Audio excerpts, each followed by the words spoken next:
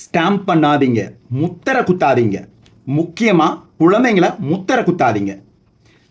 நீ slow learner, நீ துருதுருப்பா இருக்க, நீ ஹைப்பர் ஆக்டிவா இருக்க, நீ ரொம்ப குறும்பு பண்ற, நீ சொன்ன பேச்சு கேட்க மாட்டேங்கிற, இப்படின்னு ஒவ்வொருத்தங்களும் குழந்தையுடைய நெத்தியில இல்ல, அவங்களுடைய மனசுல ஆழமா முத்திரை குத்துறீங்க.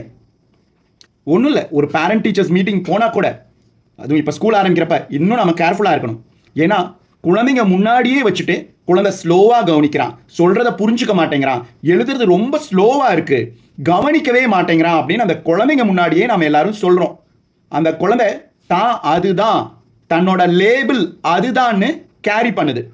டீச்சர்ஸாக இருந்தாலும் சரி, ரிலேட்டிவ்ஸாக இருந்தாலும் சரி, ஏன் பேரண்ட்ஸாக இருந்தாலும் சரி, நாம் சொல்லிட்டு அதை மறந்து கூட விட்டுருவோம்.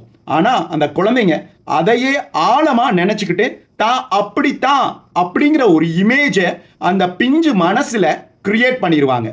ஸோ இன்கேஸ் அந்த குழந்தைகளை திருத்தணுங்கிறது தான் எல்லாருடைய இன்டென்ஷனாக இருக்கும், குறிப்பாக பேரண்ட்ஸ்க்கும் டீச்சர்ஸ்க்கும். ஆனால் அவங்க முன்னாடியே அதை பற்றி சொல்லாதீங்க. ஸ்லோ லேர்னராக இருந்தால் அந்த பேரண்ட்டை கூப்பிட்டு தனியாக சொல்லுங்கள், இதுக்கான ஸ்டெப்ஸ் என்னென்ன எடுக்கலாம் அப்படிங்கிறத வீட்டில் எடுங்க அப்படின்னு சொல்லுங்கள். அதுக்கு பதிலாக அந்த குழந்தை முன்னாடியே நிற்க வச்சுட்டு அந்த குழந்தைய வேர்ட்ஸால் பனிஷ் பண்ணுறோம். இது மாறணும். அந்த லேபிளை ஒவ்வொருத்தங்களும் ஒவ்வொரு லேபிளை கேரி பண்ணிக்கிட்டு இருக்கோம். நம்ம பேர் மட்டும் இல்லாமல் அந்த லேபிளையும் சுமந்துக்கிட்டு இருக்கோம். கண்டிப்பாக யாரையும் யாரும் லேபிள் பண்ணாதீங்க, ஸ்டாம்ப் குத்தாதீங்க.